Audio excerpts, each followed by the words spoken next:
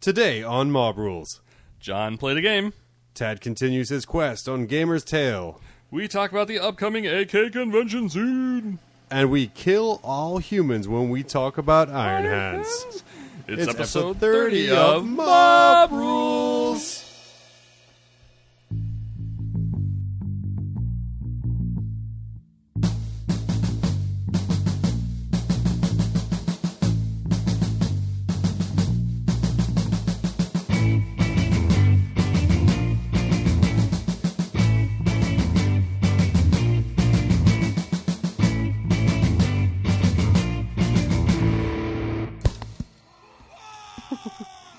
Welcome again to Mob Rules, episode undecided. Well, not undecided. Was it 30, right? 31? Is it? Oh. Yeah. Something like, well, welcome to Mob Rules. Yeah, we're in a different world now. The podcast is flying solo with two people today. Phil came down with AIDS. Yeah, we are very happy. We're going to be welcoming Phil on after he gets rid of the AIDS. Yeah, he treats the AIDS semi-permanent basis moving forward here. Yeah, but today, just me, John, and of course, just you. I'm actually not here. Yeah. You're the little voice inside my head. I'm your sock puppet. And of course, joined by Ted, a professional commission painter taking commissions. Wait a second, but not right now. It's like the commission painter. Life is horrible, and I need to slow down. Sometimes, Ted Kincaid commissions, accepting all offers, just not right now. Yeah, exactly. I'm also an astronaut, just not right now. Oh man, yeah. As a super spy, yeah. So yeah, we're flying solo today. I was poor planning on my part. To be honest, I've been down with the. AIDS. You also have AIDS. Nasal throat AIDS. I think Phil. Everyone can hear my dulcet tones. So is your throat swollen, or it sounds like you're? What else you got going on? Because I have a swollen throat. I wonder if it isn't like I have swollen throat, runny nose, sinus headaches, all that other fun. You think it's sickness, or you have allergies? It's a sickness. Really, it's a sickness. It is deep AIDS. Inside. Okay. No, and I weren't hugged enough as a kid. I'm not. Gotcha. I'm not straight edge because I drink and do all that other stuff. Yeah. But I also don't really like medicine or doctors, so I'm just kind of riding this wave out. You picked all the bad aspects of modern life. I picked all the none of the good, the bad aspects of straight edge, where I used to smoke and now I drink. Yeah. But I don't actually take Western modern medicine, which I think was a person. I think that's just dangle Mormon. Some witch hazel over your nipples and some sage. Bring some sage in the house. But yeah, I have throat AIDS. Ted, how are you? I'm doing okay. Yeah. My throat is sore, but that's about it. Not sleeping too well. Dude. Then we're gonna mask it with some background music. Oh yeah. Yeah, there you go. Man, you sound better already. Yeah. This is a steamy club, and you're like a. What kind of steamy clubs you go to that plays this kind of music? Amazing clubs. Amazing clubs. So Ted, what have you been up to recently? Quite a bit. I mean, everything is like getting ready for Titanicus. I was building some foam core buildings, and I quickly realized. I know we kind of talked about this, so I had to pretend as though we didn't talk about this. And your dog's humping my leg. Foam core building? So I was doing like buildings out of foam core, and it was like, dude, this is too much effort. I could buy them. Says the guy who's making like a 20-foot by 20-foot floor table for Titans. Right. So I quickly realized like if I paint. So I like stopped doing commission paintings, and I decided like, well, if I start doing commission paintings again, I could afford the MDF pre-cut stuff, which would save me weeks of building stuff out of foam core. All right, we'll just play to our strengths, right? Like this is Adam Smith division of labor kind of stuff. I might need to talk to you about a Sigismund. A Sigismund. Great, we might have another building. We might have another building as my race to 3,500 turns into a saunter. Nice. Yeah. Oh my gosh. But it's been great. I think like I got the second bucket built. I put those on the Facebook feed. If you haven't been, go check it out. Yeah, Mob Rules AK. I think I put them up on at Mob Rules John as well on the Twitter. Oh, cool. Yeah. So I finished painting one. I got the next one like almost done. But I picked some like weird colors. I was gonna do like hazard stripes, but so I went with like red, and then I tried to put yellow over the red, and then I tried to like do black, and it's starting to look like a clown suit. So one of the tankers might look like a clown suit, but it's I don't know. This is where they keep the clown blood and the clown chemicals. So we might have to do something creative with that. I don't know. I think it's called Null Oil. It's the fix for everything. So probably a lot better than the chemical bath it would take to strip that. Like, that's a big ass chemical bath. But that's looking really good. I'm kind of bummed. Like I was talking, like those were special issue kind of things that the guy had over at Iron Heart Artisans had done. Yeah, go buy stuff from them because they send us stuff. But they don't have those tankers on their website. So like every time I post them, I'm like, yo man, Iron Heart Artisans, hook this up. And people keep coming back like, yo dude, they're not on their website. Yeah, and those like, are for special people. Buy their regular people junk. That's right. It's still high quality. Yeah. Buy your soda can modified soda tankers. can tankers. Have you seen those? No. They look really good. He takes like man. soda cans and he Yeah. does like MDF with them. So each one is like, you'll have like a series of like 4 tankers or whatever. But I think he used like a beer can instead of soda. But And this is all at Iron Heart Industries on yeah, their dude. website. Yeah. Oh, it's good stuff. Man. Stealth plug. But so all these people have been like going to their website and then they come back to me like, yo dog, they're not there. And but I was talking to him like, why aren't you putting them on your website? He's like, oh, nobody would want them. Like I got like half a literally, dozen that's- people that like would have bought them if they knew. He's like, Yeah. well, I thought they were too expensive. Like at $65 or whatever. I mean, what does it hurt to put it up there? It's like, what, Right. a line of code? Yeah. Yeah. So now he's talked into it. So I'm really happy about that because So stuff is they are amazing. available on his website now in the 5-gallon bucket form? They're probably not yet. No. And by the way, stop by Lowe's and get your ultra feminine bucket. Yeah. No. You're about to punch me. No. I do not work for that company. I work for a big box hardware retailer. Oh, We okay. will Of leave it at generic that. variety. So, yeah, generic brand big box retail store where I manage people's. So anyway, they'll probably be up hopefully shortly. So I think he kind of heard the voice of Ted. I was gonna say reason, but the voice of Ted. Wow, those are two different things, right? Probably. But yeah, he's sending me a whole bunch of other buildings. And I think he's going to be a sponsor at AKBB. Talked to me to that. So he's going to send some swag. People can get on some raffles. Also, part of him, like he's been... What? You're like, oh, God. Does your heart hurt a little bit?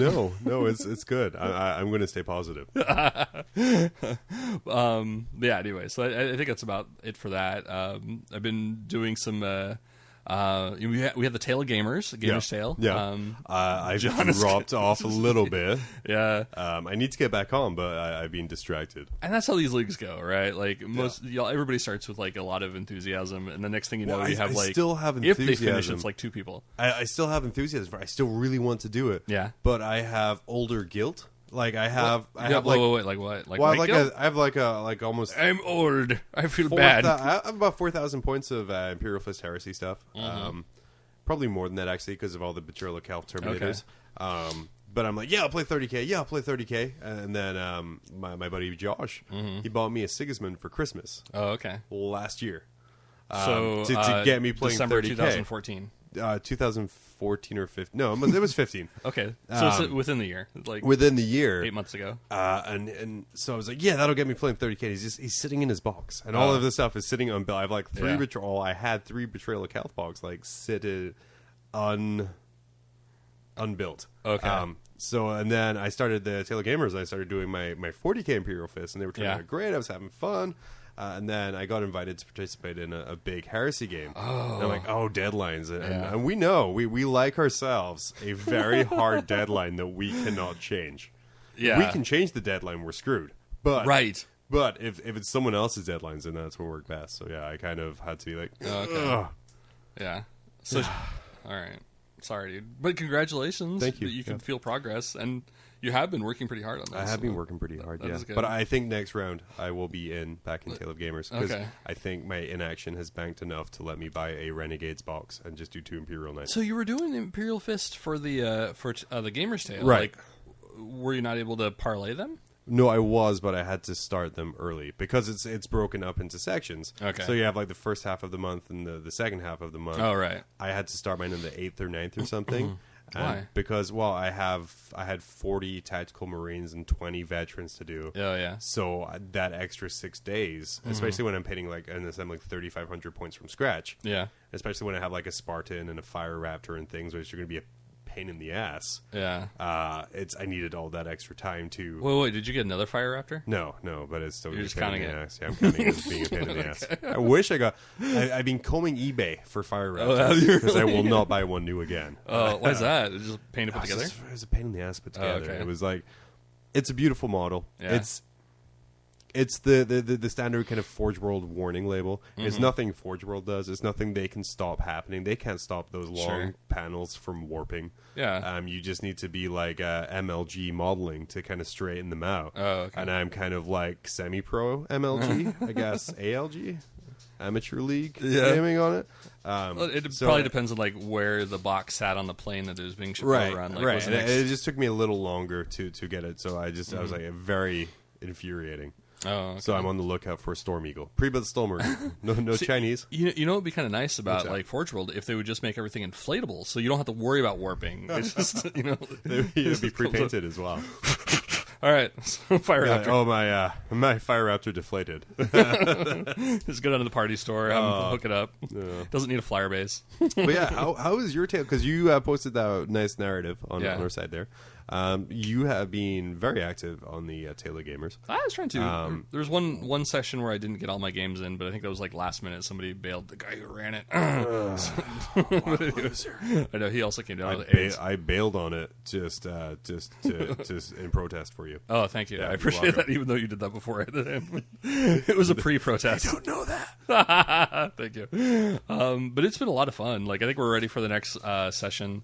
I think the last one was the one I only had one game in, and I brought in the Sanctuary Guard and an Apothecary with a jump pack. Nice. And they mopped. I was actually Sanctuary Guard nasty. Yeah, I mean it was against Isaac who was doing his Necron, and he just he brought in a horde of them, and I brought super elite troops. So it was like my Sanctuary Guard, I think I had the Dreadnought, the Duma, my Death Company Dread. And I think I had like 2 5-man units of dudes. I think we're at a little over, maybe it was like 1,100 points or something like that. The Storm Raven, I come in and he has like roughly 40 guys, he had like two 10-man units of regular warriors, then I think like another 10-man unit of immortals, like the flyer transport not transport thing, and then the snipers. And he's just like, every time I show up with something, he's like, erased. Thankfully I had that I think I had some Terminators, but I can't remember. Maybe not. No, you had Terminators against me, or you pointed down. Yeah.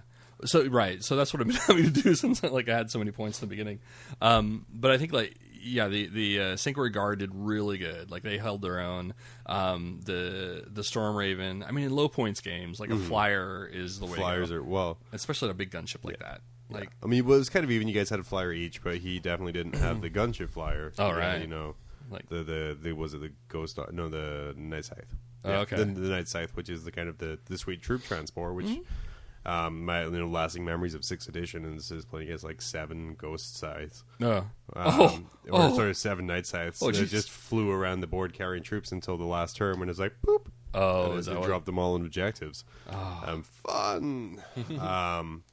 But yeah, it doesn't really match up against a Storm Raven. Yeah, that game was a draw, but I think if it kept going on, I was really happy when it ended. I think he had. I think the only reason that it came to a draw was at last moment he could have scored 2 extra points, but he had this character that had it was like a flamer weapon, like a one-shot flamer. I think it was strength 7 AP 2, and it was right there aimed at my Sanctuary Guard. All he had to do was use it, but he forgot to move them, and he already started shooting on the other side of the board. And he comes over there, he's like, "Oh," and you're like, "No take backsies." Yeah, I didn't say anything. He's like, "I probably." Oh. Okay, I guess I'll let that go. Or whatever. He just didn't shoot. He's like, I wasn't going to argue it to be the dick, but I really wanted to. but I didn't have to. So Yeah. So we ended up a draw. And, His own niceness failed him. yeah. So I mean, draw's a draw, so that's good. You know, we both got our points, and his stuff's looking really good, and you know, I'm pretty happy with it. Isaac is one of our local painters, and he is very, very talented. And very good at what he does. He has modeling ADD. So one day it'll be a picture of like a really sweet looking Nurgle guy. The next day it'll be a Necron. The next day it'll be a Night Lord. He really likes that kind of turquoise blue in his color scheme. He's a big fan of that. We always rag on him a little bit because he really likes heavily weathering things. But what he does do is very good. I mean, I'll give him that. I can't wait for him to actually do an entire army. Oh yeah, exactly. I hope this ends up inspiring him to finish something. Yeah, please, Isaac. I think the problem, like, you know, we get to a certain point where it's like, all right, we got our 3 colors on base done, and then it's like, oh crap, I got to do something else. You know, like for me, it's commissions. Well, he's doing commissions too. He's constantly doing commissions, so I think that's. Man, you think kind it'd be cheaper than you for a Sigismund? I'm kidding. Damn it! I don't know what to do here. So, oh man. Anyway, so that's dick move by John. Yeah. So you played in a tournament recently. I did. That's a real smooth subject change.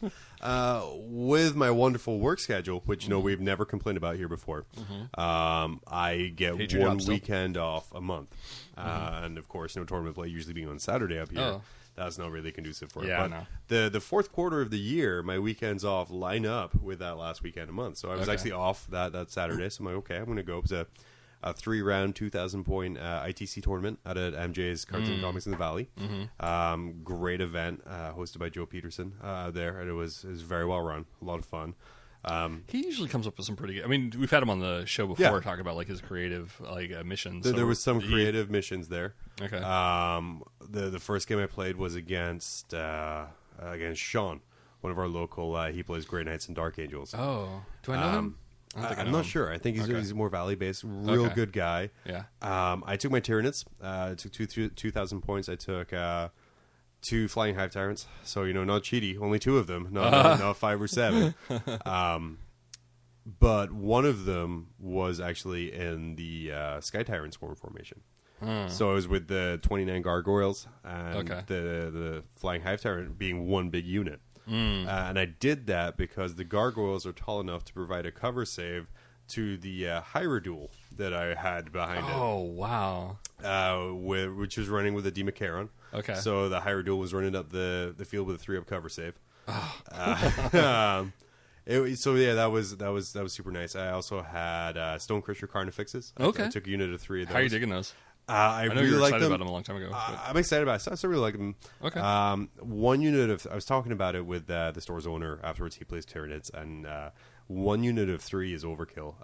Anything that it touches will die. Oh. Well, their Hammer of Wrath is D3 Strength 10 AP 2.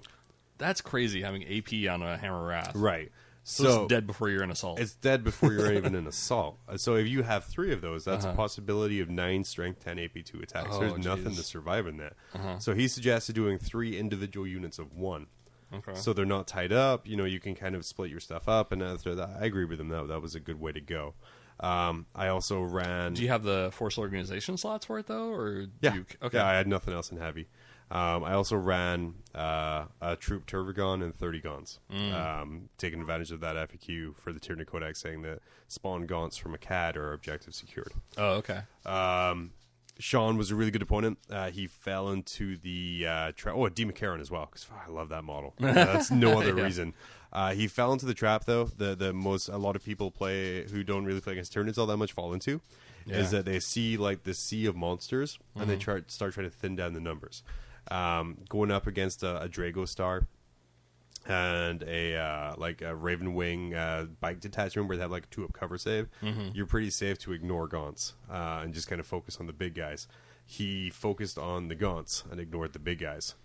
And of course, when your Stone Crushers and your Demacaron and your Hierodule get into charge range, I could give 2 shits if I have Gaunts left at that point. You know what I mean? So that was kind of his downfall a little bit there. I mean, he did wipe out the Gaunts, but Yeah, I still had all my big nasty creatures there. I managed to get my Hyrule in the center of the table in ruins with oh god, man, the name's escaping me now of the cover save. No, the Malanthrope. Oh, okay. So I had him sitting in a 2-up cover save, just shooting at 12 strength 10 shots a turn.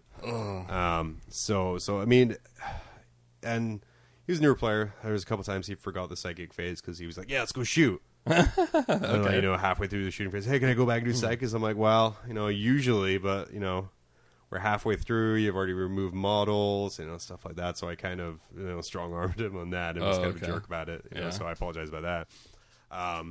But yeah, so I ended up winning that game pretty decisively.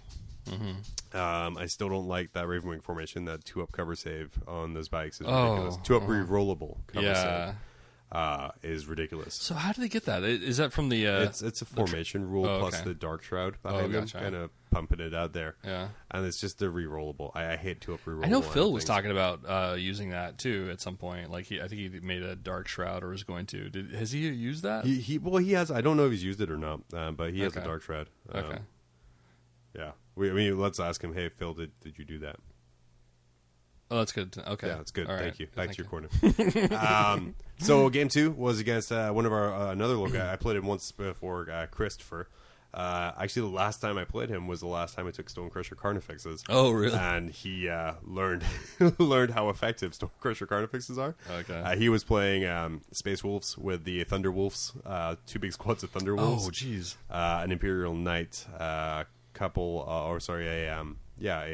battery of quad mortars. Okay. And Yarrick with some guard and Earthshaker cannons. The Forge World, the artillery pieces for the Space Marine Earthshaker. For Imperial Guard. Oh, okay. And the reason he had that, and it was really nasty, but a great tactic, is he took Yarrick.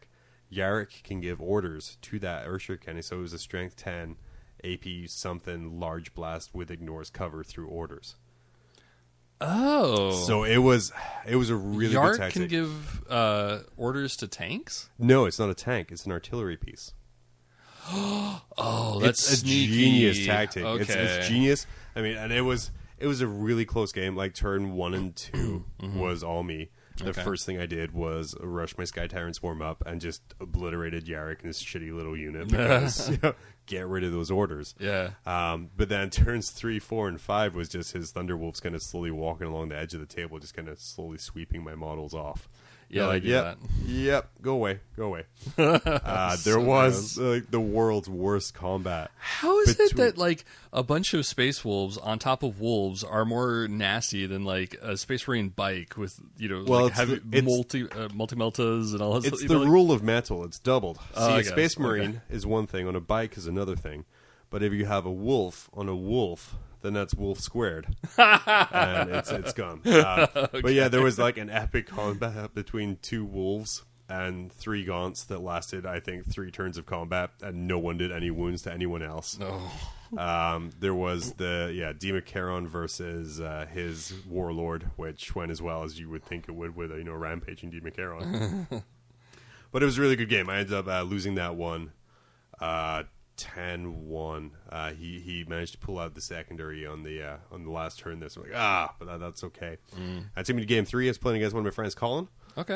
His Nurgle army, we were joking about playing bounce off because the last 2 times I faced him with fluffy orcs. And Space Marines after playing 2 games with Space Marines against Harlequins, which, it was he's a very, very good player as well. This one actually went all the way. To game end. I ended up losing on that one, but it was a super, super close game. He was running solo Nurgle demons, and God, that's I had 2 Hive Tyrants and I had my Turvagon, so I was 5 extra dice a turn. I just gave up on my psychic phase after turn 2 because there's no casting anything against. He had like hundreds of dice essentially for that second phase. So I was like, I'm going to cast this with like 4 dice. I'm like, okay, I'm going to roll like 30 at it to do this spell. I'm like, fuck, whatever. I could have pulled a draw out of it, I'm pretty sure. I didn't move my Turvagon. If I moved my Turvagon and flamed some Nurglings out of a building. I would clear an objective and drew, but I didn't. Yeah. But it was a great game. Came a second. It was essentially broken down into 2 huge combats. So at one point, Nurglings couldn't claim objectives, and are Ripper Swarms the same way? I know, like. Oh, you son of a! I don't think swarms can claim objectives. Oh, okay. All right. Oh, a cheater. Fucking moral He's a horrible victory. person. Oh God, Wingo. Horrible person. Ugh. We should hate him. Well, actually, you know what? I'm going to say nice things about him right now. Okay. Because he still owes me for half a hotel room. Oh, really? LVO? Yeah, for LVO. Oh, nice. But yeah, so that was a tournament. I don't know where I came. I didn't come top 3. That didn't really matter. Okay. It was won overall by Danny again, who was running a hilarious list of about 30 drop pods. He did it? Yeah, he did Space Wolves and drop pods. Oh, and it was, his deployment took 2 seconds. His first turn took 3 hours. Because I've been like slowly gearing up for like my all drop pod Iron Hands, and that's an expensive ass army. Yeah, it like is. when you consider like how many drop pods it takes. Also, it's friend destroying, not because it's a hard army, but because, like I said, turn 1 takes an hour and a half as you place various drop pods. And with the new FAQ, glue all your doors closed and just make a wall around them. They can't shoot through them or move. Did he through do them. that? No, he. Okay, good. Yeah, he had a few really tough games, but yeah, he managed to pull it out there. Oh, okay. But yeah, it was a lot of fun. Like I said, MJ's Sweet. out in the valley. They do some very good tournaments. Nice. I was going to pick up some stuff there, but I didn't. True story. Cool story, bro. No, I bought some Sterling Mud for my 30K stuff. Sterling Mud? Yeah. Is that a... It's a texture paint. Oh, so it's one like you it. kind of paste and spatula on. That's how I based my Taylor Gamer Marines. Okay. And you can dry brush over, but I was lazy. So you get like really lumpy and everything. Yeah, it's like lumpy brown paint. So I'm like, yeah, that's all. So I'm like, where's your texture paint? I'm like, yeah, it looks like the opposite of yellow. And then kind of went from there. Oh, cool. Yeah, that's about what I've been up to. Yeah, I think that I'm good. We're gonna take I got the little. Real quick. We're back in the Red Wa. Oh yeah. You and Kurt are playing Red Wa. We only have I think like 3 or 4 more games. Okay. This whole summer it's been like we haven't been able to do it like for various reasons. Kurt's been super big into Age of Sigmar. He's been really a huge driver in that locally. It was kind of neat. Like I was reading a stat on what is it? Natfka. Fayette. And they were saying that what is it like before Age of Sigmar, Fantasy was selling less than 5%. Right, and now they're up to 35% of total sales.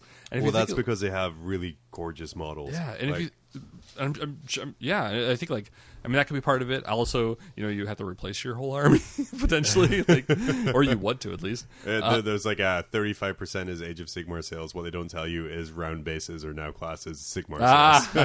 Right. All the people doing like was it real scale, true scale Space Marines? But I think that's kind of neat because like before, like a few years ago, they were saying that 40K was 50% of sales. Yeah. So if Fantasy or Age of Sigmar is picked up, and I think that what were they saying? Forge World was 25% back in the day, so that means that everything else. I think they were saying that like tools was a bigger portion than fantasy. Yeah. So nerds, if you want to know why your game was canceled, they don't make it anymore. It's because the overpriced Clippers made them more money than fantasy. Blame it on the Clippers, not your hobby. But I think that's kind of neat because that means like either, well, I guess their numbers are a little bit down, but like Age of Sigmar, people are going to Age of Sigmar. They're traveling from 40K and from Heresy or whatever. I don't know what the whole breakdown is, but to it. So, but it's a fun game. Like I'm really happy with it. I have an army in Sprue waiting to go for a deadline. I needed a deadline to do it. Sadly, my Skaven haven't had any new purchases since Fantasy, but I think they're coming up after a while, so maybe that'll change. Anyway, completely on 40K related. Yeah, but we do have the Red Wa. We just did our another game. I think I won that one, so I wasn't. Yay! We're just assume you did. Yeah. So I might actually be back on time for the next game. I probably won't take like 3 months off like last time after I lost 2 back to back. Well, that's what it is. Kurt just needs to let you win, otherwise you won't play. Yeah, that's the mature response. I'm kind of like. Can you make it for next game? No. It's kind of like throwing the game for your wife once in a while so that she plays. Like, alright, I gotta let Ted win. But it was funny. Like after that game, he was like, "All right, Ted, like, because he lost, I think, the first 2 for this latest book." Didn't it work out that he lost the games that historically he was supposed to win. And you won the games that historically you were supposed to lose. Yeah. Completely fucking up the whole narrative. Totally. And I was actually, in this game, I was supposed to lose McGrock, the Big Mech, and he was supposed to take him down with Ragnar, and I took him down, took Ragnar down, and McGrock walked away. So it's, yeah, I don't know, it's been kind of fun. But he was saying that after he lost the first 2 games, like, he was so bitter, he decided to, like, map out, like, the most, like, broken list that he could for, like, the next... So Kurt's a super intense guy, and he seems to be, especially with his kind of, like, very, precise engineering background. Oh, yeah. That's like some Michael from Prison Break planning his breakout level of list building right there. And it's going to work because who he is. Yeah. But it was great. I think, like, he said, like, all right, this was the time I decided to get rid of that. I won my 2 games and I just went to a fluffy list. Like, okay, good. But it was kind of fun because I think, like, every once in a while, like, if I read the fluff, I put together a fluffy list. It's like, all right, they had this in it, they talk about this, they had buggies and so on and so forth. Kind of like that game that we played. Yeah. But so this time, like, all they mentioned was just like hordes of boys, the space wolves rush in, and it's just like this camp full of boys, and like there's McGrock in there, and they try to spearhead in there and take out McGrock. And so all I did was take boys and then 1 Morkanaut with a force field, because he force field. And yeah, I think, like, just having that many boys, like, he just couldn't stop it, like, without no matter what he did. So it was kind of nice. It was fun. I rarely ever play a horde army, and even with orcs, like, it's usually they're a lot like, of fun. Like, I have trucks fun with them and stuff like that. So it's the hardest thing I'm having with trying to move to Space Marines and kind of trying to learn that play style. Yeah, is exactly that of the you're not a horde army. Oh, I'm used to having like 100+ models in my army, and now it's like you got 40 guys. They got 3 up save, so 50% chance they're fine. They actually hit stuff. Yeah. So and then fun. yeah, and a quick thing to add in as well. I remember the open the crate thing that came out of Adepticon, where it was like a Orky open the crate, and you kind of signed up for email. It's for a new. Yeah, that was Adepticon. Oh, the ad, right? Yeah, the ad came out of Adepticon. Okay. That I got accepted into the beta of that. So what is it? I mean, it's a new mobile game. I know it's surprising. Is it the Armageddon thing? No, it's an orc-based mobile game. I'm trying to get permission to talk about it more. But from what I've played of it so far, it's pretty fun. Nice. So and then hopefully I'm trying to see if we can get some pictures up and do some promotion and get it out there. That'd be dope. Yeah, absolutely. Mob rules. To see that. Speed freaks. It's got a really. No, I don't want to get my beta taken away. But we're trying to get some more of it. But yeah, it's pretty dope. Trying to work it in, like trying to work our logo into the game somehow. Like in the background of you'll like... see it'll work real well. Really? Real well. Yeah. Our logo's in there? No, but it would work real well. Well, there's orc hammers, but that's yeah. Sure. Yeah, One of them can like throw us a bone. Well, before release, we'll copy the art and we'll put it up and say it's ours. Good job. Yeah. Okay, so we're going to take a quick break, and we'll be right back. And we're going to be talking about the upcoming convention season in Alaska. Oh, we have Iron Hands, too. And we're going to be talking about Iron Hands following out of our Wrath of Iron book report that we did. Yes. Bear with us this next few episodes. I know I talked big. And bears in large gay men in flannel. Yeah.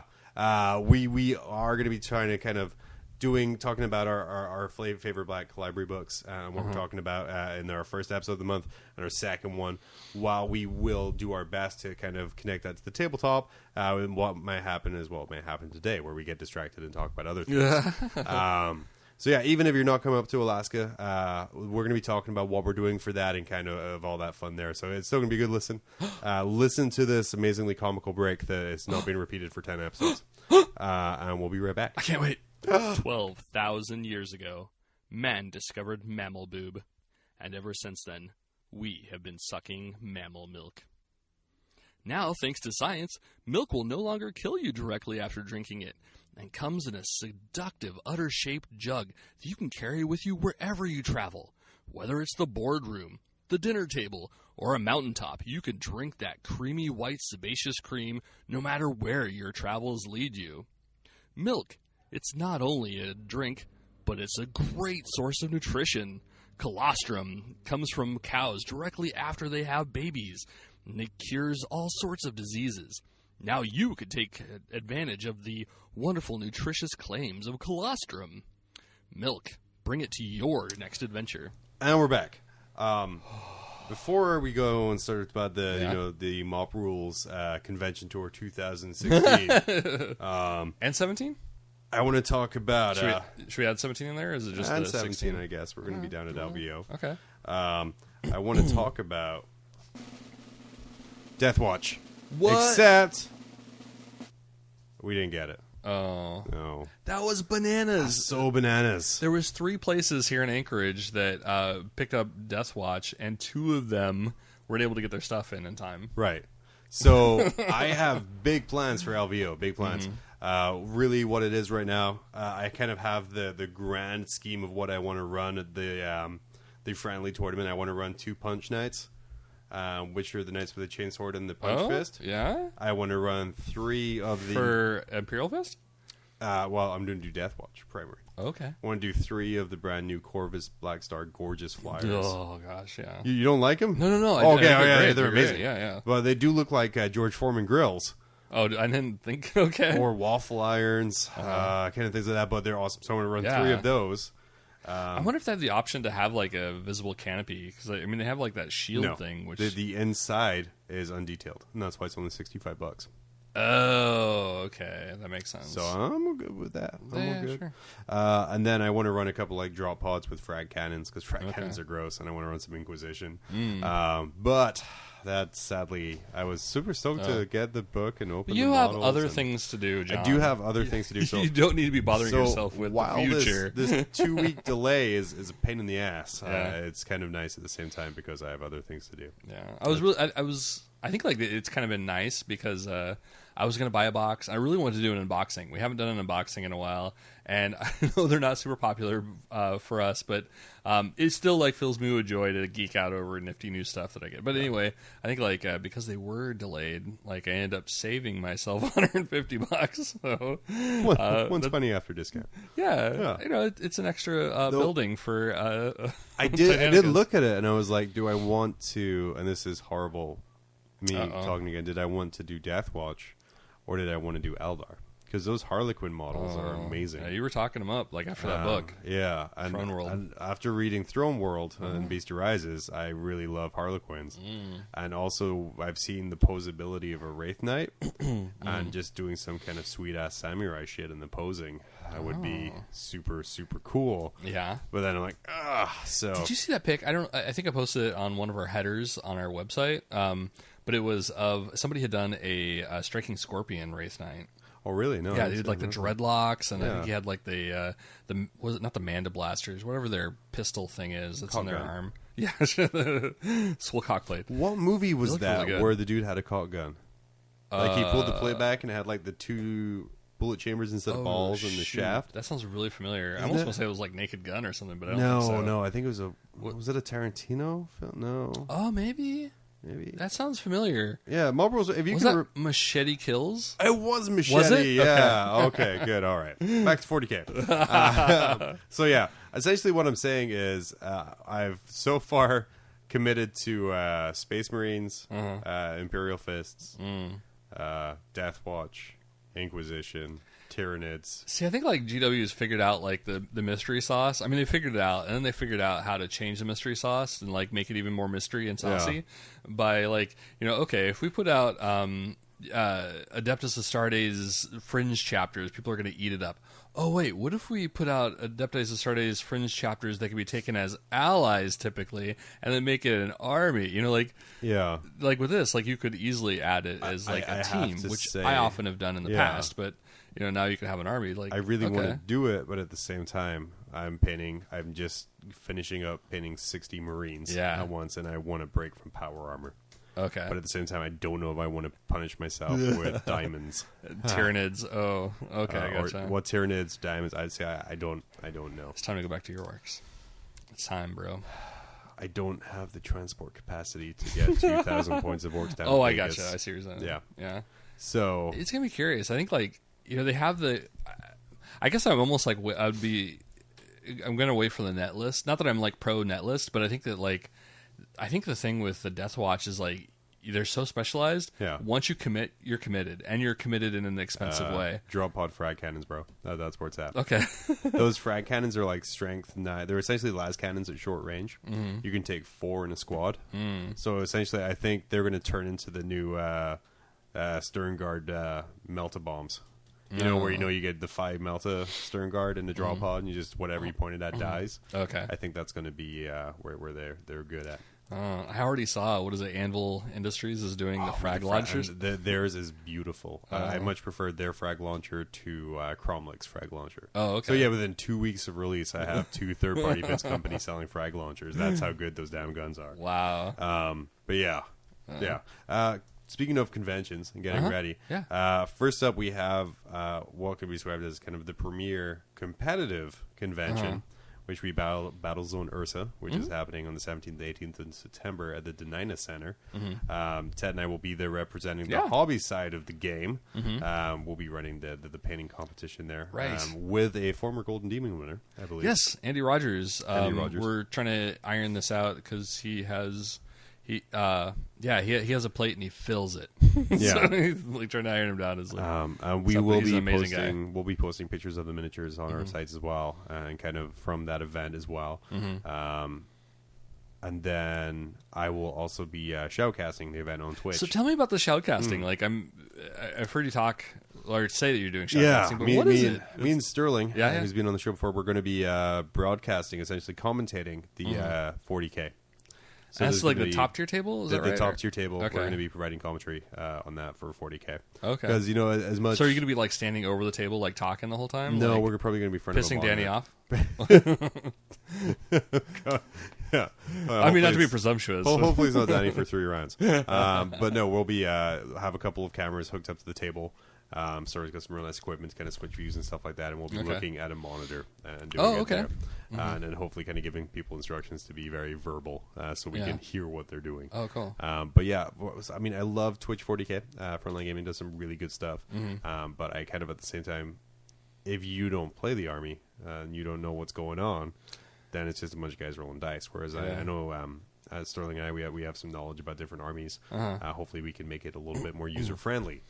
I would recommend dick jokes. Have you thought about dick jokes? Yeah, okay, good. I'm there for a reason, and it's not for my winning streak. But yeah, so we will be taking care of that Saturday, Sunday at the top tables. It's kind of interesting. Like I said, it has more of a competitive bent. They're a 1850 40K tournament. Tickets still available at their website, battlezoneursa.com. Everyone plays on the first day, and then the second day there's a cut to the top 8. Oh, okay. So it was like, I think it's a 40-person tournament, or 42, or however the math works out there.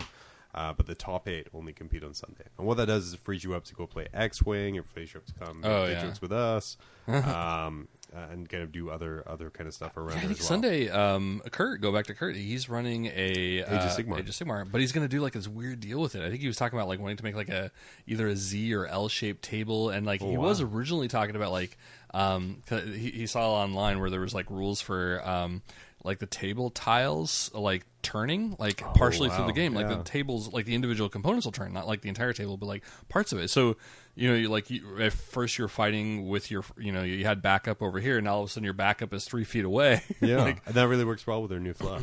Right.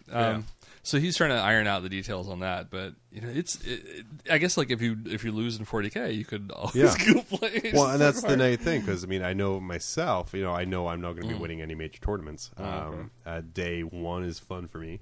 Day 2 is like, well, shit, I got another 8 hours of this to go. But having that option, I can go play X-Wing, or I can go play Age of Sigmar or something else. Is pretty good. There's going to be in the vendor hall. I think that somebody's repping Malifaux, so you'll be able to go and play Malifaux. Yeah. And I think there's a role-playing game that somebody is developing locally that they're trying to get people involved in. It's let's go make dick jokes. My cleric is he enhances his penis. I don't know. But I grab my junk. that would be my life for each time. That's why I don't roleplay. And then after that, we're moving on to AK Battle Brothers. Yeah. Where Tad, you're running an event there for him. You're Yeah. You're running kind of a version of... You're running 2? Yeah, well, technically, I'm putting together the hobby classes. Oh. Yeah. Oh, yeah. So tell me a little bit about your role there. Yeah, so I think I've talked up like Titanicus quite a bit, right? So yeah, everyone takes their expensive Forge World toys, yeah, and they come and they push them around the floor. Yeah. So just to wrap that idea up, and then but I think that's pretty complete. I don't need to push that any further. No, it's like the old game, except instead of 5 mils, 28. To quickly add to that. Well, yeah, you just bring your one Titan. Yeah. So it was just Imperial Chaos and Eldar is what the Adepticon Titanicus guys have. I did get a hold of Legio Titanicus, so I might be able to get some orcs in there. So if you have a 5-gallon bucket with some toilet paper tubes attached to it, I'm just going to sit in the middle of the floor and be a Mega Gargant. Okay, why not? Appease me. He's a chubby baby. So anyway, there'll be that, and I think that if I might have to teach some hobby classes. So if John is not busy on Sunday, he might be helping out with Titanicus. Yes, I think I've reached. I am only participating in the 30K, which is a 1-day apocalypse battle. That's Saturday, right? 4 players. 4 players aside. Imperial versus traders. Mm-hmm. So I'm running my Imperial fists. So that's what 5, 7. 14,000 points aside, so 28,000 point apocalypse game. Yeah. I'll be starting on the table with about 200 points. Oh, cool. And then that's a good start. Fingers crossed to survive to turn 2, so they can all teleport in and blind people. Oh, okay. Yeah, it's special Legion junk. Yeah, I mean, I imagine you can't. It's like not like 40K where you have if you don't have any models at the end of first turn, you're gone, right? Because you at least have your homies, right? I feel it's per side, so they have to wipe out the entire side. That's my thing. So my buddy Josh helped me make the list. When I say help, he made the list for me. What a lad. Because I was like, I have time to kind of do it, but please make me a list. I'll do it too. Okay. I was okay only having 200 points of models on the table, which is like 2 little squads and my quad mortars. Because by the right of war that they're taking and the kind of special tactics, no vehicles are allowed to deploy. So there goes those, and everyone else supplies. So you can't have any vehicles? No, on the board. They can start in reserve. Oh, so you could roll on. Right. So the Spartan's going to roll on. Okay. The Fire Raptor will roll on. Everyone else arrives via teleport, and when they teleport near enemy units, they get blinded by their awesomeness. Blinded by the... But yeah, because I have a spare, 11,000 points of allies, then hopefully I'll be fine. In APOC, you could start bringing reserves on first turn, right? Oh, I don't know. It's someone else is running it. Okay. They have like an 8 a.m. start time, which I'm really not excited for. My Lord. So I'm just going to be like, yeah, sure, go. And I'm going to have, 8 a.m. start time, 14 models to deploy. I remember Apocalypse had like a weird deal. Like it wasn't random. It was like you deploy half your force the first turn if you come on reserves, and then the other half on turn 2. I think it's just a mega battle. I don't think they're calling it APOC. They're just kind of, it's a big game. Oh, okay. But yeah, it should be good. A lot of good guys playing it. There's 7 of us so far. Yeah. And it's all kind of inter-known people, so it's not the dangers of the random. Oh, okay. So at least I know it'll be a good time. And then, I might have to help you out on a Sunday. Okay. With your Titanicus. I think Colin sent me, every once in a while he'll send me pictures of what he's working on for that table, and I think he sent me the layout that he was working on. This is before he started really started putting stuff together. Yeah. Oh, fuck my life. So, dude, it's going to be intense. Something else we're doing as well that I talked to Colin about is kind of a reward for the players, and also because it just sounds hilarious, is recently there was released 28mm porta potties. Oh, okay. I'm trying to remember who made them. I remember you posting a picture. Right? Yeah, and they look awesome. They look exactly just like a porta potty. Okay. Except they got to be a British or something, because I think they called them a loo, right? Yeah, they're British, because I had to pay in pounds. Luckily, they're still Brexiting, so it wasn't as painful as it used to be. But like I said, I got that ordered. I ordered 8 of them, and what we're going to do is 1 for each player. Oh, okay. Because it's going to be painted in their Legion colors. We're going to put a Legion logo on the front door of the porta potty.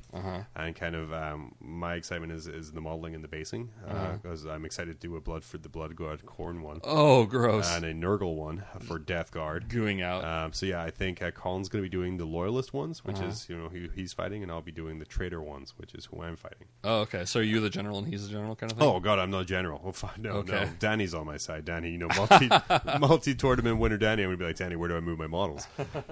But so that takes care of 7 of my models. On the that too. What are my models? The 8th one we're going to do is a golden throne. Oh, really? Yeah. So that's got me very excited. That's going to get me through my power armor funk is modeling toilets. Good. Take a little break, model some shit. Well, yeah. So we have it's pretty exciting. Like I say, we have Battlezone Ursa coming up 17th and 18th.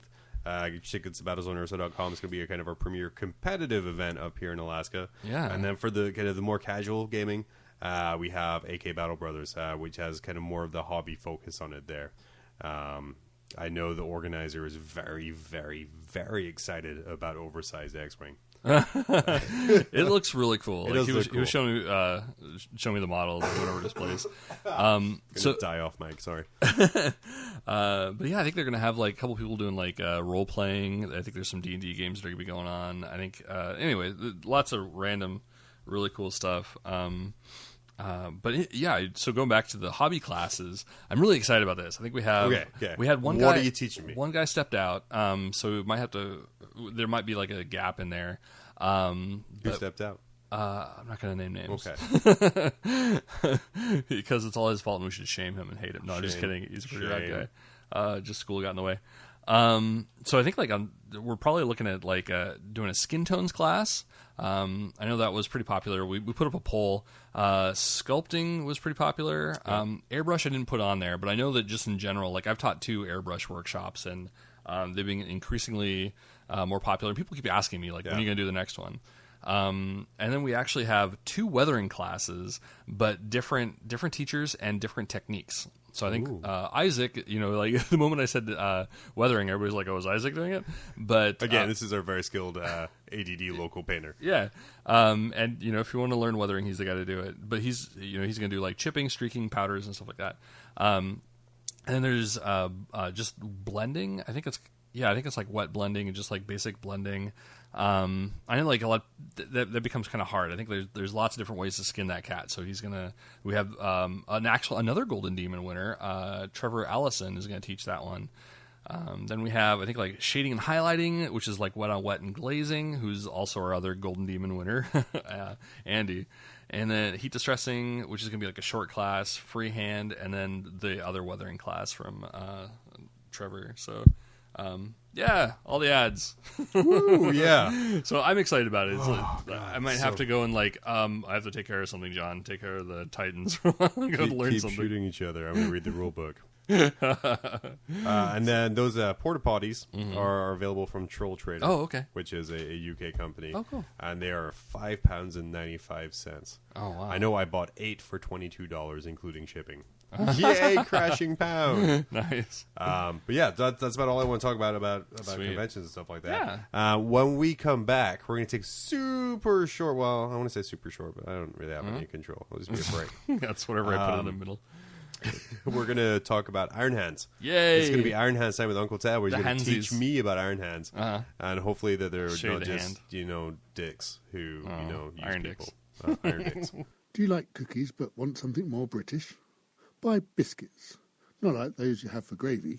British biscuits. For dunking in your British tea. Stiff upper lip guaranteed. Biscuits, as recommended by Queen Liz of the Britons. Whoa! I'm going to turn this up here. You really fuck with your editing by adjusting the volume manually during the show. You're welcome. It's all of my micro edits. Oh, but I just want to slap an ass. Yeah. Is there you have a dog I can slap? No, they're upstairs. Oh, okay. Iron Hands. We read our last episode. We read our book, Wrath of Iron. Yeah. It was a blast. Still, to this, it was super intense. 300 pages of bolter porn. And 100 pages of setup. This is what I imagine really crappy romance novels on Amazon are, but for boys. Oh, okay. Which doesn't say you can't enjoy it if you're a girl, but, crappy Amazon romance. I kind of figured like there'd be more sex in it, but it was 40K, so there's like... Well, the Imperial Guard, sex. the people in the Spire got pretty fucked. Yeah. They got fucked hard. I was really waiting for the... was it that chick, the hiver, and then the guard guy to get it on. To get it on. They had that... those like twinkly moments, like I think I can fall in love with you. Well, he didn't say that, but it's like, oh, they're gonna do their shags. So I've been thinking about how we could kind of translate that to the tabletop. I don't have anything concrete in front of me, sadly, because of my throat aids. But where it came to was essentially a series of 3 Zone Mortalis missions. I felt it would best represent this book. With a warhound in the middle. If you look on Phil's Glacial Geek YouTube channel, we did play a Zone Mortalis mission where we had my Gargantuan Squiggoth. Oh, really? Yeah, it was a neat mission. It was kind of like the Gargantuan Squiggoth was in the middle. I watched it. It wasn't able to get out of the room it was in. Oh, okay. And that was that intentional? Yeah, it was intentional. It was kind of that was the Squiggoth hold in the space hull. Oh, okay. And so they had to go into and get the objective from that room without waking the Squiggoth. And once he woke the Squiggoth, it moved in a random direction every turn. So essentially, just went and smashed through walls and fucked shit up, and it was a lot of fun. Was it part of your army list, or just like a? It was a random because it attacked randomly. So if it came in contact with anything, it attacked it. So my guys were just as screwed as his were. That's cool. It was a super neat thing. I don't think I would do it for a Warhammer for this one. I think my series of games would really focus on the ascent up the spire. So looking around 1,000 points, maybe topping up the last mission at fighting probably 1,000 points. The only restrictions I put on there would be like a 300 points of each mission would have to be an Imperial Guard. Okay. And then what it would be as it goes on. Sorry, that was really atmospheric. It was. There we go. Would be that as the missions go on, you have to make a toughness check every turn for the gas for the gas that comes in the story. So you would be fine mission 1, mission 2, like turn 3 or 4, you would have to start making toughness tests. I mean, even like a +1 or 2 to your roll. Mission 3 is toughness tests every turn, or you die. Do you get cover save or armor saves? No. To represent breathers or not? No, because it's just for so the guard clogged by that. Just for the guard. Okay. Because the Space Marine, I mean, if you look at the book, the Space Marines were fine the whole way. So how, like back in the day, like they had rules for mutants. Yeah. And I don't think we have those anymore. No. So how would you represent the mutants? I would just use demonettes. Just would you call those mutants or just straight demonettes? Okay. I think that's what it's hinted to be in the book is demonettes. Maybe cultists would be used from the Chaos Codex. Okay. To just have those regular cultists. I also thought about you could have a portal. That was a big part of the underground battle there, and just treat it like an artillery piece where reserves can come from. Okay. So it would just be toughness 7, 2 wounds, 3 up save. So easily destroyable by the Iron Hands, but still something you would have to focus on. Yeah. And no vehicles or anything. Right, and it would almost be like a Space Hulk game where you start at point A. I guess you probably wouldn't be able to destroy it in person, though, right? Like you'd have to use a psyker in order to destroy it. Yeah, or something like that. Okay. Again, it's just forge your own narrative on that. Sure. But it would be like almost Forge space your like narrative. where you start in space A and you have to make it to tile B to succeed because it's a constant journey. Yeah. And so the last game, which would be just against Demon Prince, which I think would be like a final. And I think that's the benefit of Zone Mortalis is you can set up these boss battles. Oh yeah. Where you have your demonettes up to a certain point, and then in your last room you have this demon prince. Obviously, in the last battle, you'd have to take a Librarian's Conclave. That's to kind of get it all kinds of good there. Oh man. But yeah, I think that would be a lot of fun. I didn't get the chance to flesh it out quite as much as I wanted to. Yeah. But essentially, Zone Mortalis is where it's at for that. I've been wanting to play on your Zone Mortalis board, so one of these days. Yeah. Well, I want to get a game in. I just need to find some demonettes. Because I own no chaos, and please don't make me look at another army. Man, the Slaanesh models are awesome. But yeah, they are supposed to be coming out new ones. So something I didn't know because I don't play Iron Hands on the table here is can you actually take Terminators as sergeants for tactical squads? You used to be able to, but not anymore. No. So when the book was originally published, you could, but now not anymore. Probably that was 2004. Yeah. Yeah. I mean, I think in the I don't know if they could do that in 30K. I don't think you can, but yeah, I think that was definitely something you could do. You could upgrade your sergeant to have Terminator. I mean, I would even give the option of doing that to one squad per game. Was that 2004? It wasn't 2004. No, it was like 2011 or something. It was like last quarter. But I would for the Zone Mortalis games give the option of one squad per game can have a Terminator sergeant for 40 points. Yeah.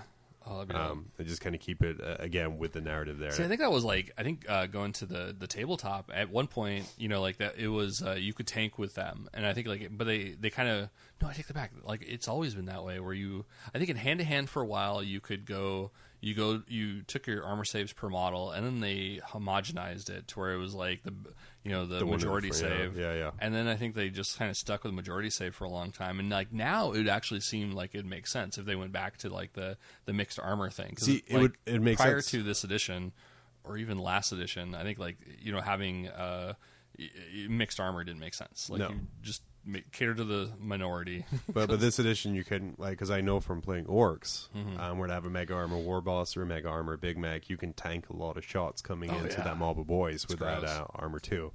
I think that'd be something neat to kind of see in there. But again, just again for the benefits of our game. Yeah. I would say for our Iron Father with his sweet flamer lightning claws. Oh yeah. I just give him lightning claws, add 5 points to the model, and give him D6. D6 hits on Overwatch.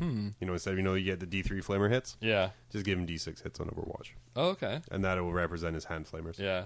Or I wonder if there isn't like a relic, in the Space Marine book that talked about, the adjusted, because I don't know the relics too much in Space Marine. I know them in Iron Hands, but is there anything that like changes morale or affects other people's morale? I don't think so. There's like shield. No. I'm sure there's a banner or something there. I know the Blood Angels have something like that. They have like one of the death masks. It's not quite a death mask. They do have death masks. But they have, like the strange crown of some sort of other that's like a death mask. But yeah, I mean that's my idea. Zone Mortalis, and I'm a big fan of Zone Mortalis. It's a very fun game mode. You did make a Zone Mortalis board, which is not a small feat. My wife made a Zone Mortalis board.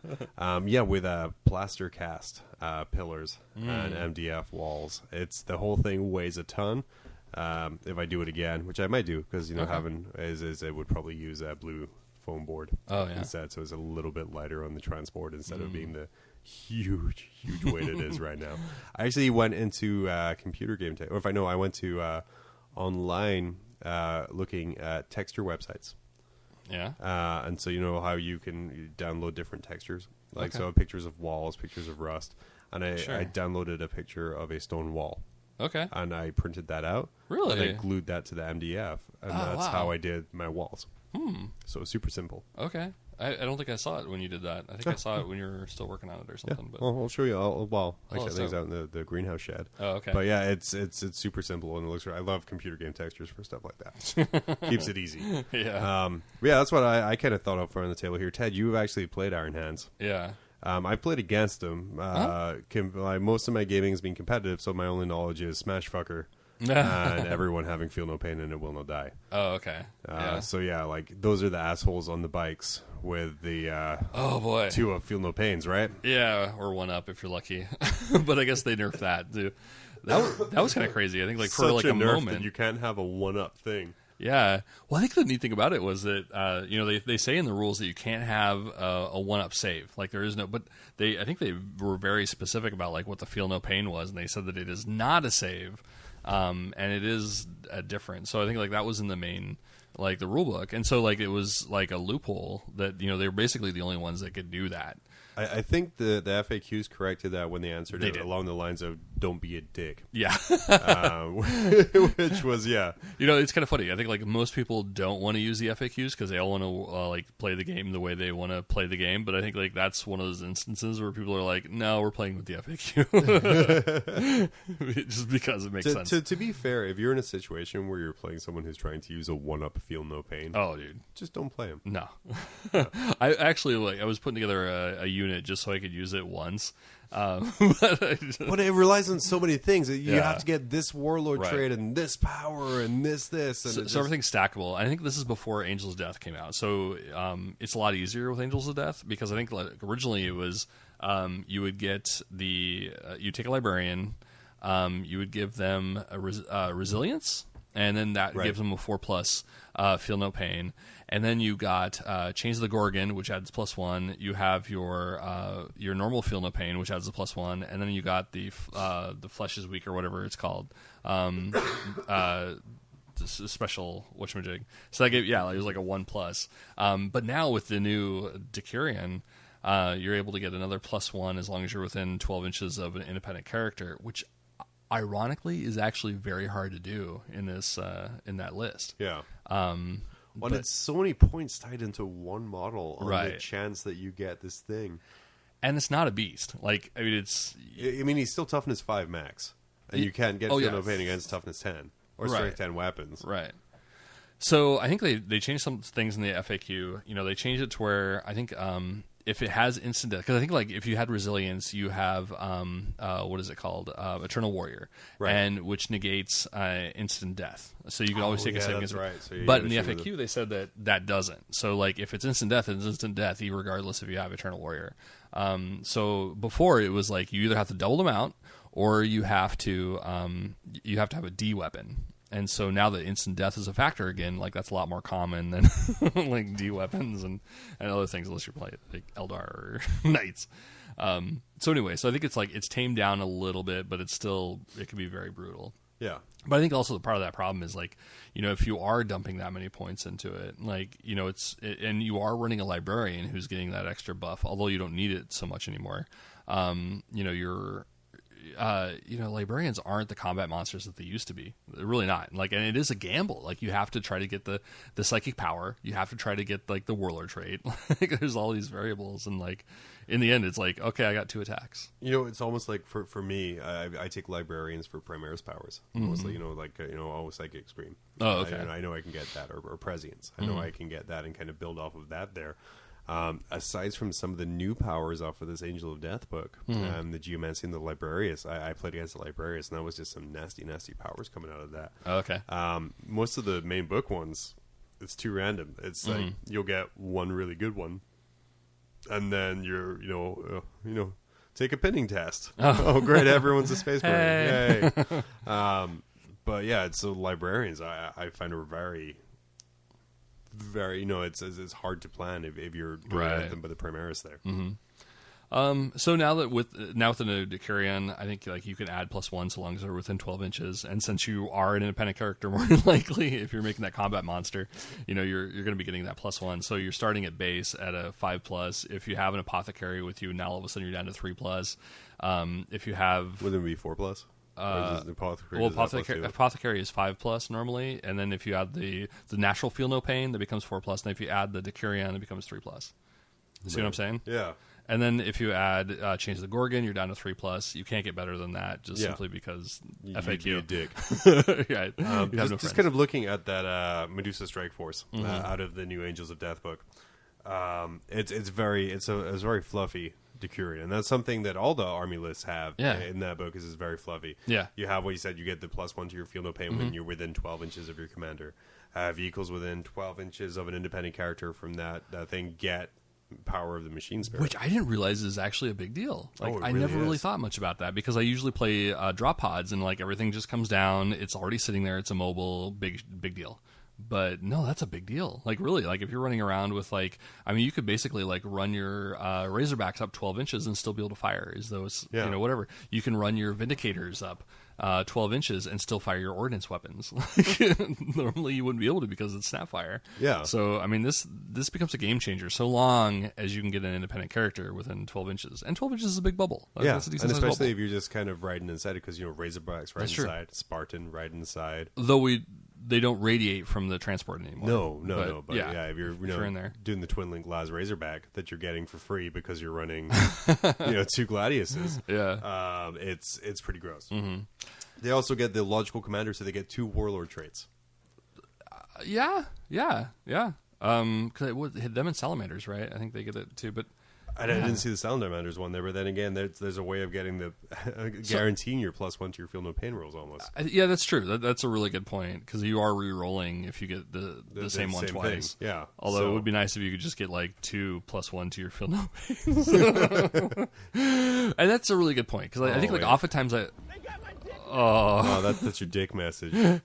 But I think that's like one of the problems that I usually have with like those strategic the warlord traits is like you get one that's okay and you're like, well, I'm really holding out for like these 3 others. Then you roll again and you're like, move through cover, ruins. That happened. Okay, so the tournament I played in, but having 2 of those is the like tournament I played in out at MJ's. That happened to me every single time I rolled on the Warlord trait. So I generally I'll roll on personal generally for tournaments. So just kind of try and get that feel no pain on my Flyrant all the time.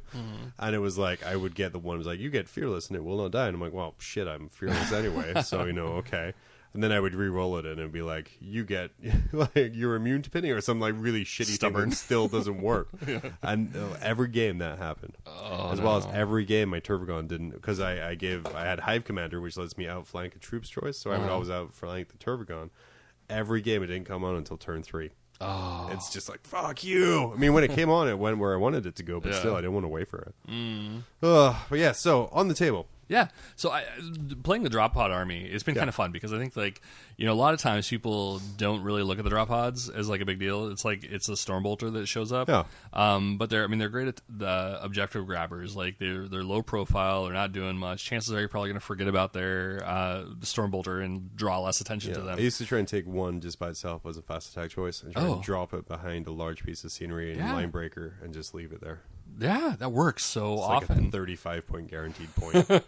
I think the neat thing about like doing the Iron Hands is like, all right, so you have 3. They're armor 12, which is decent. Like you're now decent. You know, like you're not getting popped. Tau aren't popping you with their fire warriors. You're going to need at least strength 6 to start hauling them. To be fair, Tau don't really do fire warriors anymore. Oh, yeah, that's true. They do. I'm still old school. But so I think it's a little bit harder for them to kind of work on those. And like, yeah, they're open top, but and 3 hull points. I think the nice thing about it is like you throw it will not die on top of that. Yeah. And then like people are like, oh crap, like it's sitting on an objective and it's a troop unit technically, and so we have to get rid of it. And then you throw your it will not dies on it. And just when they think they have like one more round of shooting to take care of it, oops, you got it. And then they have to dedicate maybe 2 units to shoot at it, or shoot at that instead of something else because line breaker. It's coming down on them, yeah. So, I mean, I think that's kind of fun. Like, it will not die. You know, you're getting it on a 5 or a 6 is not a big deal. Like, it rarely ever comes off when you want it to. Right. But once in a while, you know, you're like, got my point like, back. Sweet. Thank you.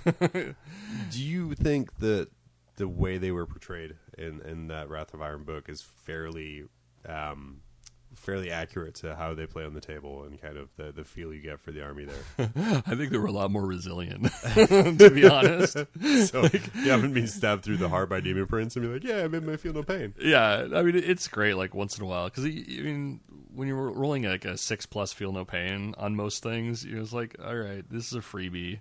You know, do I get it? I mean, you play with orcs, like, you know, the 6+ shirt save that they get in like close combat is like playing orcs roll for the me. Dice. And my friends can attest to this. When I play orcs, I'll usually try and run a green tide, or if I can't run that anymore, something else. I'll go heavy on the boys just because that's how I learned how to play them. And they'll shoot me, okay, and that's 5 wounds, and I'll just start pulling bottles. Oh no, you got to save, and I'm like, oh shit, okay, and then I'll roll dice. One guy saved. Yeah, okay, all right, move on. I'll just assume I don't get a save on that there. But with your feel no pain, I mean, AP doesn't really matter. That's the kind of neat thing. I think like I play with a lot more scouts because of it, because there's a lot of AP4 on the table, like a lot more than there is AP3. Oh yeah. And you know, like so I think making the transition from like a 3-up to a 4-up save, like you're losing a lot more guys by having a 4-up save. I mean, it's, you know, it's ridiculous, and not let alone like the 16% less chance that you will of saving it. Like it's the AP, but I think like with the Feel No Pain, like that's just kind of cool. Like you throw some cloaks on them because chances are you're probably not going to get that save, so you may as well at least get like your 6+ or whatever, you know, like 3+ cover save. If you fail it, then you get your 6+ Feel No Pain, which really doesn't make sense from a fluff point because scouts aren't allowed to have augmentics. So they technically wouldn't be able to roll Feel No Pain. They're practicing. But, you know, yeah, maybe that's maybe it's like, you know, like kids, like they dress up like their dads and stuff for career day. You know, like, Dad, you know, I put on a hard hat. I'm a worker now. It's like he puts on like a little cardboard tube up his arm and paints it, like covers it in tin foil. Or here we go. I'm gonna bridge across countries now. He wraps his arm in aluminum foil, aluminium foil, depending on location. It's a word I still have to think about before saying. I lived in the U.S. for 10 years now. Wow. But yeah, wraps his arm up in the foil and is like, yeah, I'm an Iron Hand now. And he gets like shot in the face and is like, yeah, I feel no pain. See, I got the aluminium foil. Oh my gosh. Yeah, maybe it's like those, maybe they're like the teenagers like in class that like pierce their lip or like whatever, like with their, I don't know, protractor or whatever. Like, don't worry, the bullet rebounded off my nipple ring. Yeah. So the scouts are in like the Quonset huts back home, like, yo man, don't tell the Iron Father, but here I'll hook up your arm. The Forefather. So they're like, little black market cyborgs. Black market cyborgs. But yeah, so I mean, I think maybe it's like when the kids, like when you're a kid and you want to rebel, so you sneak out to a tattoo parlor. Yeah. And you get a tattoo and you don't tell your parents. Maybe the scouts sneak out, or it's your drunken friend at a club. Get a bionic like crotch and don't tell their parents because their parents are never going to see it. So yeah, there you go. Yeah, they'll be stuck in their armor for the next like 300 years. So who needs to know? I must itch. Oh, getting your junk. Yeah, getting your junk. Yeah. Every time they talk about like how Marines have been in their armor for like all this time, like I just keep thinking of like jock itch. So I mean, like, what is like household dust? Is the vast majority of the dust that you have in your household is dead skin? Yeah. So where's all this dead skin going? Like it gets absorbed and re-eaten by them. Oh, yeah, okay. Well, good thing they have that figured out because I just think that's really gross. It's like your body is covered in toe jam for like hundreds of years. It's so gross. Yeah. They ever come out of there like, oh god, it smells like old people in bed sores.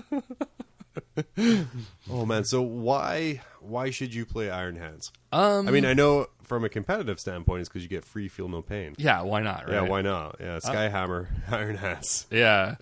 I mean, I think that like it's. Oh gosh, if you hate yourself and like painting black, you really don't like painting black. It's the army to do because you're gonna hate yourself more because you have to paint black and you have to paint more black. Like after like thousands of points, we're like, oh god, it's more black. But I mean, I think the idea of like running around in your superhuman cyborgs, I mean, that's badass. Yeah. Like you can't deny that. Like I have to say, what little kid has not like wanted to cut their hand off and have like a laser attached to their arm, right? Yeah, I have to say, Wrath of Iron made me really like get a little mini chub for Iron Hands. Yeah, and kind of want to start that there. If they weren't total dicks in the novel, I'm sure you would have. Assholes. So yeah, that would be like full on. But yeah, no, it's a very good background to that army. And I think like I love the idea. Like, I love orcs just because of, like, how cobbled together and personalized everything is. And Space Marines typically aren't that way. Like, I think, like, you have, Ultramarines, like, okay, well, we can add more tabards and push brooms to our helmets. Like, they could add more, Roman shit to their armor. But there really isn't, like, too much individualization. I think the cool thing with, like, the Iron Hands is that there is so much, like, that you can do. Like, you can find, like, other... third-party bits companies to swap out their legs, or maybe you can venture into plastic art and start like making the cybernetics. Or and you did that with a bunch of your guys. You made their cybernetics, which is a pain in the ass, but it was a lot of fun as well. Like being able to envision like what you want to see as cybernetics, and like. And also their vehicles. I always kind of envisioned that they're doing like crazy field repairs, like they're tinkerers, like at heart. Like they want to get rid of the flesh because they feel that it's tied to emotions, and that's somehow going to ruin their strategy. But in the end, I think a lot of them are really just like rabid tinkerers, and so like, all right, let's modify this because nothing's perfect. Like let's change our rhino to have extra plating and like crazy shit all over it. Like let's give it servo arms and buzz saws and nipple pinchies. So I guess like from a modeler perspective, like it's a lot of fun to just tinker with stuff. So I think it's a blast. Although I do find it ironic that like, okay, going back into like the way they play. Like, okay. I mean, I it's great having like a really solid, like almost Necron like force. Unfortunately, the Decurion, don't do it. It's bizarre. I was looking through there, and like, there's only you can only have up to I think 3 Tech Marines in the Decurion, 3 independent character Tech Marines. And I didn't really realize this when I was first going through the list, but getting independent characters is really hard in this army. You can't get one through your HQ slot. You can't. So you got to take. 0 to 3 command choices. Mm-hmm. So you can take a strike force command, which is a one of the following. So you can just take up to 3 either Terminator captains, captains, chaplains, venerable dreadnoughts. No tech marines. No tech marines. Oh shit! Yeah, no tech marines in that spot. You can take a Librarius Conclave. The Librarian Conclave is great because that's 3 to 5 you characters. Can get you it can have through up to the Armored Task Force. You can have up to 1 through the Armored Task Force, and you can have up to 3. Because what is that? That's the auxiliary. Yeah, it's not. No. It's the course. You can have 1 to 2. 1 to 2. So you can have 2 independent character tech marines, but you can have up to between 3 and 5 units of Thunderfire cannons. But those guys aren't even considered characters. So, but they still, isn't that weird? Yeah. Oh, I bought my 3rd Thunderfire cannon. Oh, really? Yeah. Actual Thunderfire cannon. Huh? Yeah. Okay. I found it for Not just the mortar? $25 on eBay. Whoa. But it can't. Okay, so the reason I knew it wasn't Chinese is because it came in the plastic. Like the picture was taken in the little plastic tray that it comes in. Mm-hmm. So I'm like, okay, I'll trust you. I mean, it's still cool. $70 down to 25, so there's a chance it'll come in, it'll dismantle, and it'll get disintegrate, and it'll get cancer. But yeah, I'm very excited for that. That's cool. Yeah. So I think like with this formation, like it would have been nice if they had found like a way to put more tech marines in there, because I think like part of their thing is that you can have, if you take a character, a non-tech marine character, you can have up to 3 tech marines that don't count towards your force organization slot. That's not part of the Decurion. That's just like normal like Iron Handsy thing. So typically they have a ton of them. Also, something I didn't really realize, if you do the Decurion and you do have like all these. If you're able to find like a way of putting your ICs in with all your, like if you do dreadnoughts, because I do a lot of dreadnoughts, being able to split fire your dreadnoughts can be kind of useful. So, and I hadn't really thought of that. So, be able to run up and then just unload and whatever. So, I don't know. It's fun. I dig it. It's a good army.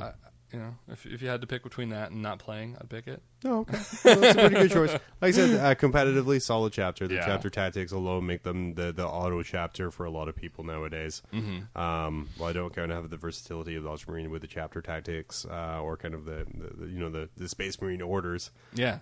Or the Imperial Fist with the bolter drill. But again, that's a very specific build you have to do, whereas with the Iron Hands, it's an army-wide buff. I had a great time with the story. Yeah.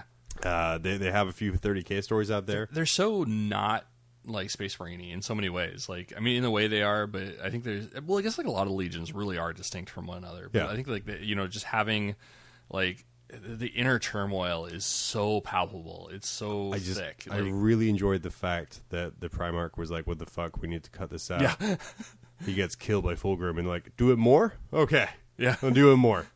He was kind of like the reverse emperor in a way. Yeah. Like, no, go back to spirituality, whereas the emperor's like, no. Like, I think like, the emperor would have just like loved being like Iron Hands. Yeah. Like, no. But yeah, so if you enjoy Iron Hands, the army, or even just the Wrath of Iron book, or you want to know more about them, Black Library has a few, obviously, Horus Heresy novels. Oh, yeah. We're up to 39 now. So there's a few that I just ordered number 39 for Praetorian. Oh, really? Okay. Oh, that's right. We're going to do that eventually. Yeah. Eventually, yeah. It's one of the longer ones. We're going to build up to that one there. If you want a similar story to kind of Wrath of Iron, but I think a little bit more into the interpersonal kind of stuff, there's a short story by Chris Wright called Flesh, which is a short story available from blackeyelibrary.com. Sounds naughty. And yeah, it's a porn. About a lone Iron Hand in an underhive, or in a hive city. Oh, wow. With a bunch of band of fighters. Oh, that sounds cool. So yeah, it seems super cool. I kind of picked it up here because of the cover art, which is phenomenal. Okay. I like upward shots of monstrous things. But yeah, Christopher Wright, he was just an amazing author. He was really good. Yeah, it was super good. And he has a real good handle in Iron Hands. So yeah, it's $5. It's a digital edition. Yeah, pick it up. It's a short story. And I found that you can take those if you do like iOS device or whatever. You could do text to audio. So you basically create an audiobook. And being as this Iron Hands, you may as well set it to like Fred. And the Iron Hands walked up the.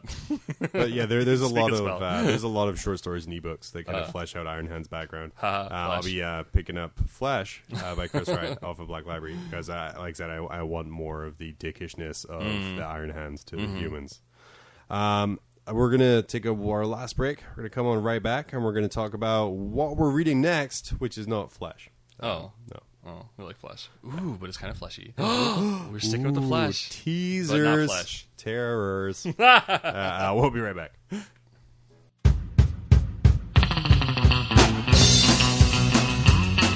Yo, bunga, dude. Shredding these sweet waves with my board is super rad. But babes can't stand a thirsty bro, brah. That's why I drink generic soda, now with electrolytes. Chicks dig it. Generic soda causes heart disease, lung disease, pancreatic cancer, Alzheimer's, erectile dysfunction, and is the leading cause of thirst. Generic soda may dissolve solid surfaces if contact persists longer than 3 seconds. The Food and Drug Administration does not recognize generic soda as edible. Do not dispose of generic soda down drains or near animals.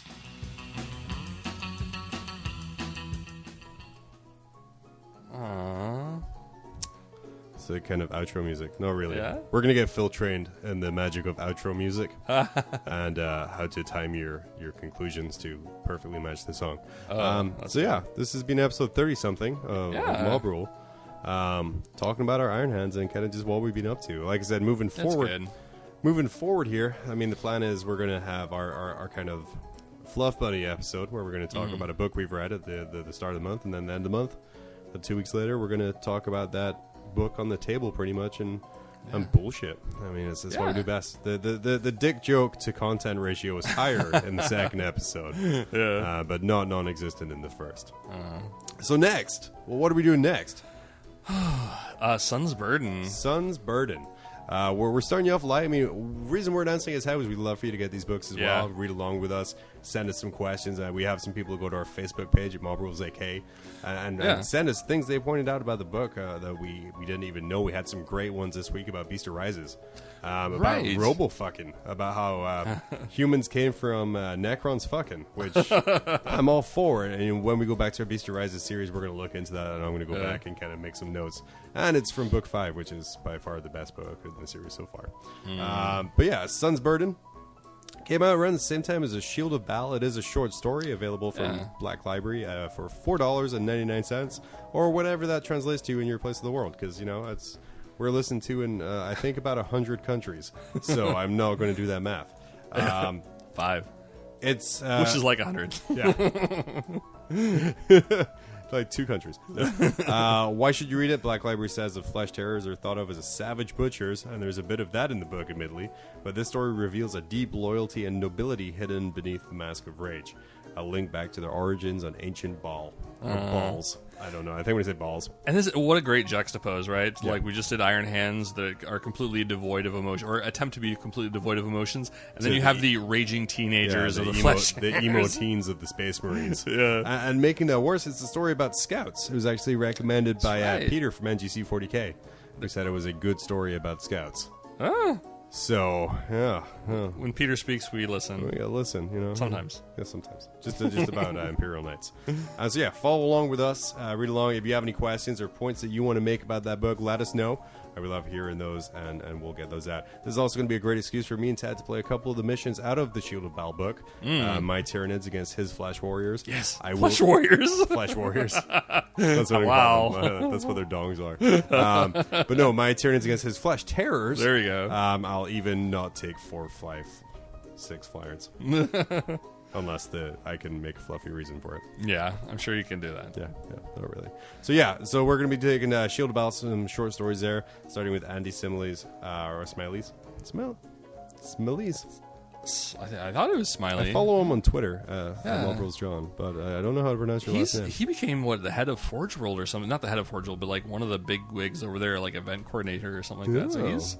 wedding planning for Forge World. Put the chairs over there. What I've read of his stuff before, he's a very good writer, so I'm very excited to read this. We will be back with our buddy Phil next time to talk about that. Woo! We'll even drag him in, make him play something other than Dark Angels. Oh, ooh, that's a great idea. I like it. He's going to borrow some of my Tyranids and see how the other half lives. He could bring his painting sticks with armless Tyranids on it. We could talk shit because he's not here. Yeah. Well, I think the music's wrapped up. I'm good too. Hey, guess what? Hey, get what? Have a good night. You have a good night. Aww. You have a good night. Hopefully when you're back, I won't sound so shitty in the throat. I'll have healed up a little bit. Maybe I'll drop my quasi-straight edge lifestyle and take some Lemsip. So for Mob Rules, I've been John. I'm Ted. And we will see you next time for A Sun's Burden. Peace out.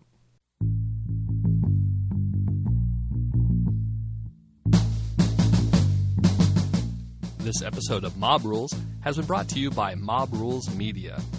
Please join our Facebook group to be part of the conversation at facebook.com/mobrulesak. You can also email us at themob@tophat-arts.com. Thanks for checking us out, and we will see you in 2 weeks.